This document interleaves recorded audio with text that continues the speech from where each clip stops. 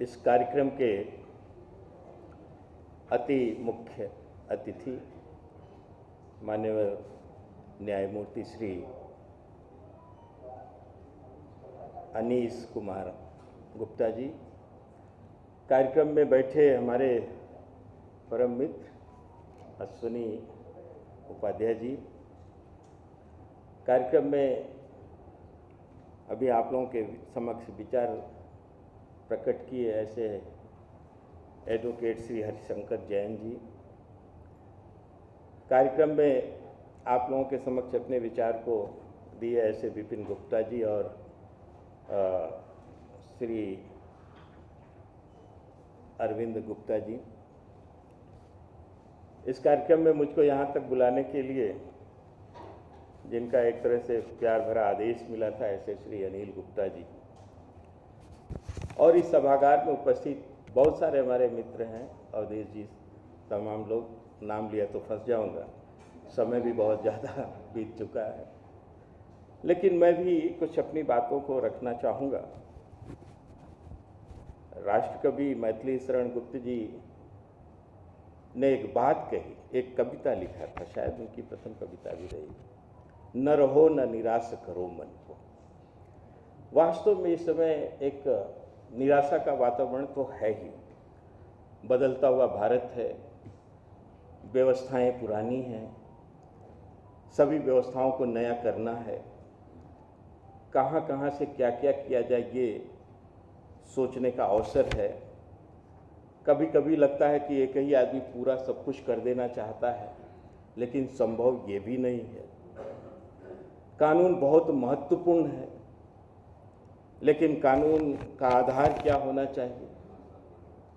जब जब भी व्यवस्थाएं बदलती हैं, नए प्रशासनिक सिस्टम आते हैं, और ख़ासतौर से हमारे देश में तो कई कालखंड ऐसे गुजरे हैं जब न केवल व्यवस्थाएं बदली हैं बल्कि नई संस्कृति के लोग यहाँ पर अतिक्रमण किए। 600 बरस तक मुगलों ने यहाँ शासन किया, लगभग 200 बरस तक यहाँ पर ब्रिटिशर्स यहाँ आए। मुगलों ने तो आकर के क्या क्या परिवर्तन किया उस पर तो बहुत ज़्यादा डॉक्यूमेंटेशन नहीं है, पर ब्रिटिशर्स जब यहाँ पर आए थे तो मार्च 1834 में मैकाले इसलिए इस देश में आया था कि वो यहाँ पर कानून बना सके, और वो कानून किसके फेवर में? वो भारत के फेवर में नहीं बल्कि ब्रिटेन के फेवर में बना सके, ताकि वो लोग अच्छे ढंग से यहाँ पर शासन कर सके। मैकाले यहाँ आकर के उसने 1835 में एक लॉ कमीशन बनाया और उसका स्वयं ही चेयरमैन बन गया। कानून उसने बनाना शुरू किया।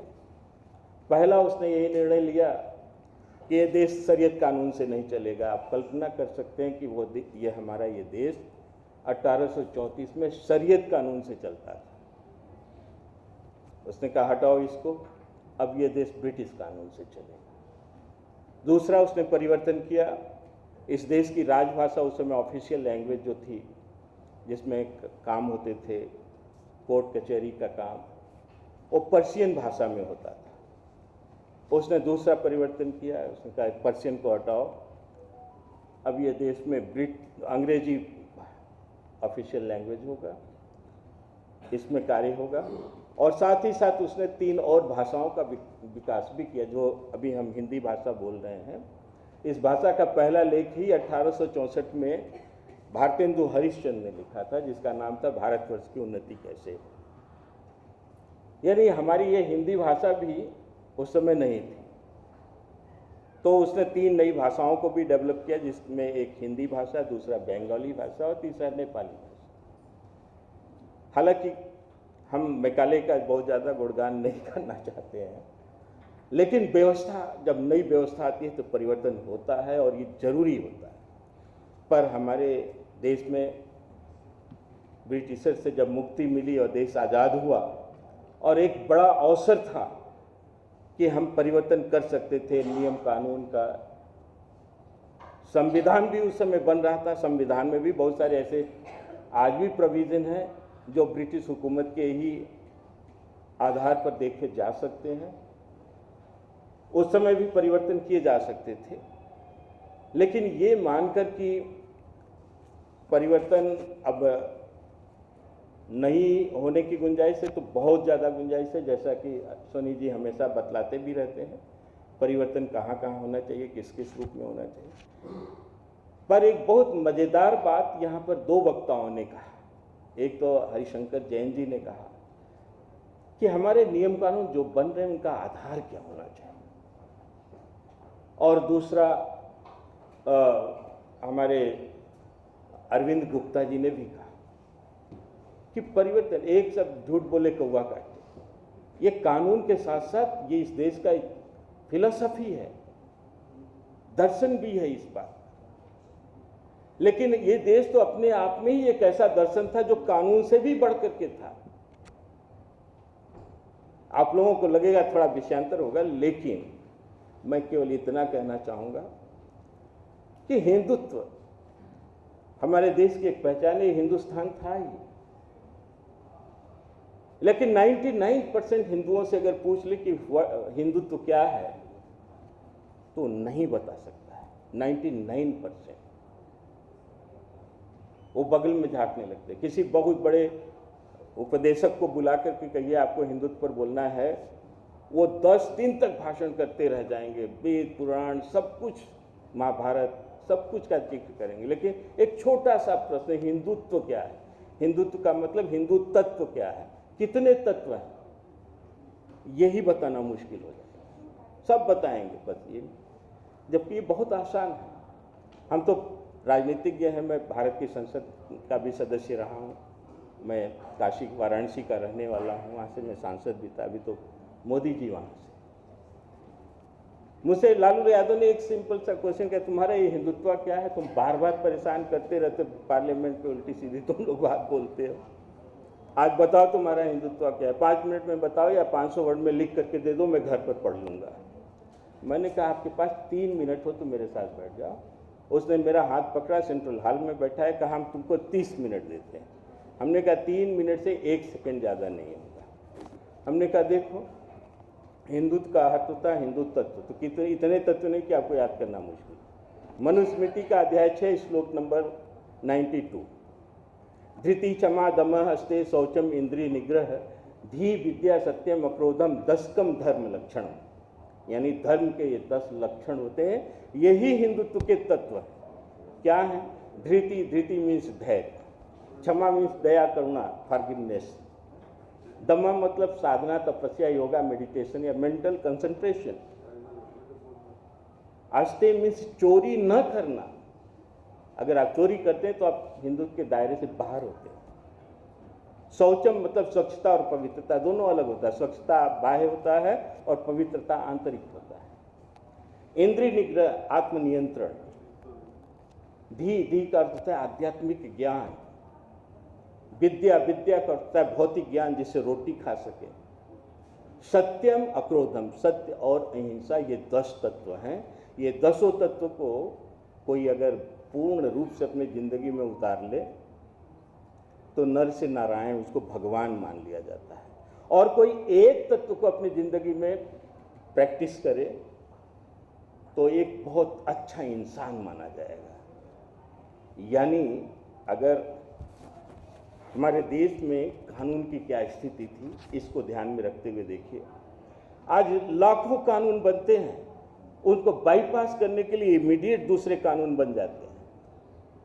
पर हमारे देश का एक शब्द का एक कानून था और एंटायर सोसाइटी फुल्ली कंट्रोल थी, कोई अपराध नहीं होता था। वो एक शब्द क्या था?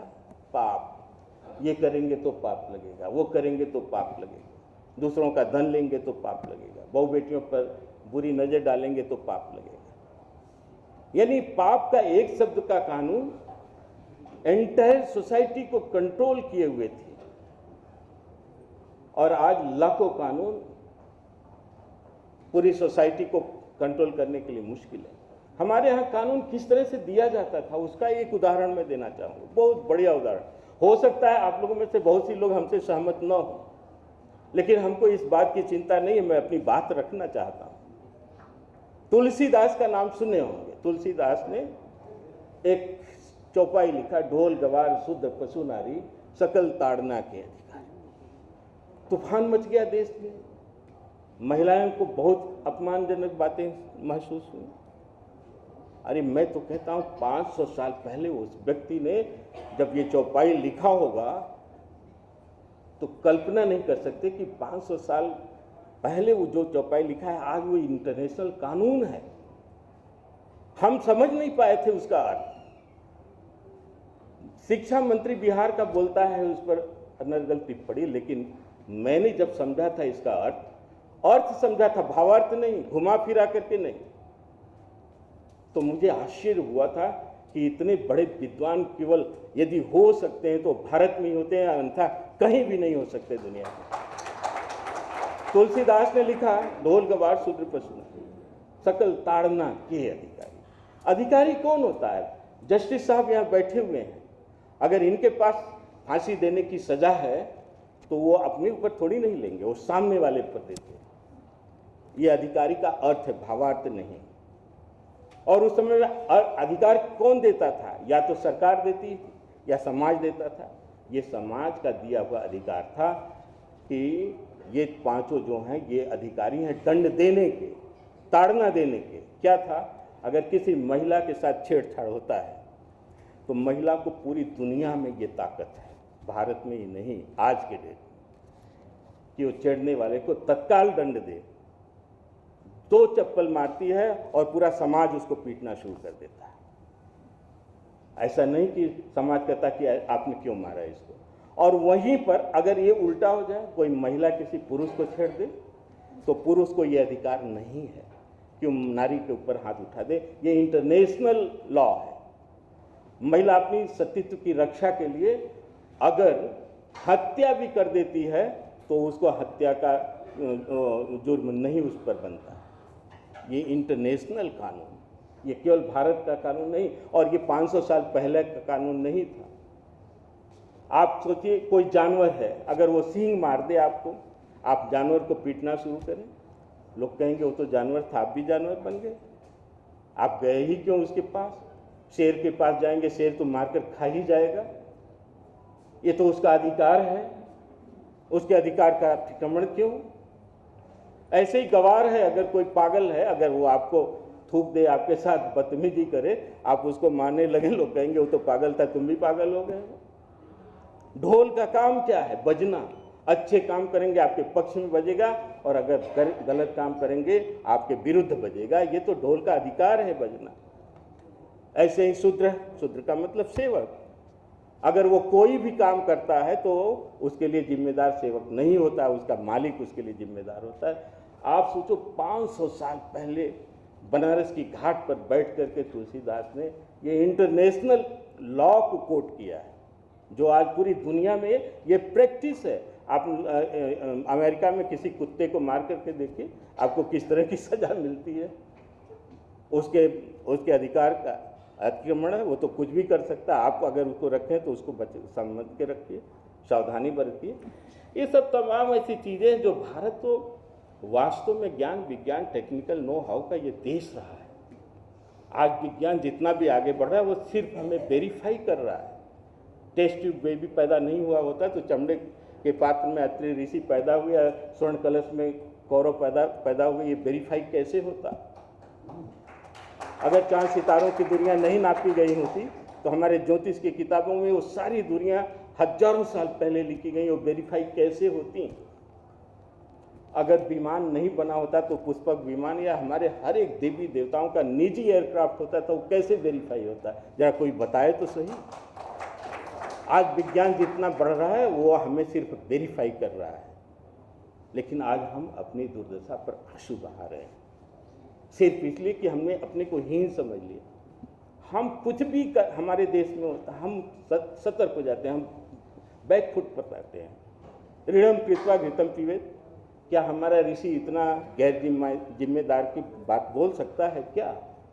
लेकिन उसने लिखा है, यावत जीवत शिखम जीवेत ऋणम कृत्वा घृतम पिबेत। मतलब इसको हम समझे ही नहीं कि कितनी बड़ी बात उन्होंने कहा।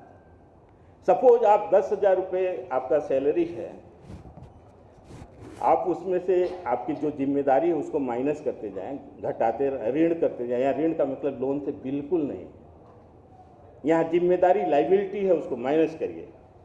10,000 रुपये अगर मिल रहा है तो आप घर में खाने पीने की सामान ले आइए, बच्चों की पढ़ाई लिखाई ले आइए, बीमार है तो दवा ले आइए, सब माइनस करते जाइए। और इसके बाद जो बच जाता है उसका मध्यम पिवेत नहीं था, घृतम पिवेत था, ताकि आप स्वस्थ रह सके, क्योंकि 100 साल तक आपको जीना है, आपके परिवार के लोगों को जीना है, ये लिखा था। लेकिन हमने क्या कर दिया, ऋणम कृत्वा में, अरे ऋण लो और मौज पानी करो, ये ऐसा नहीं था। हमको बैक फुट पर कहीं भी नहीं जाने की आवश्यकता है। लेकिन हम जब दुनिया को मार्गदर्शन करने की बात करते हैं तो सबसे पहले कोई खड़ा होकर के आ जाएगा, कहेगा अरे आपके यहाँ तो एकलव्य का अंगूठा काट लिया गया। अब हम उसी में फंस जाते हैं। हम ये नहीं जानते, कभी ये देखने की कोशिश नहीं की कि एकलव्य था ही कौन, जरा देखो तो सही। एकलव्य ने वन पर्व में अपना परिचय देते हुए कहा है कि वो मगध के राजा जरासंध, मगध जरासंध कौन था आप समझ सकते हैं, कंस का रिश्तेदार था।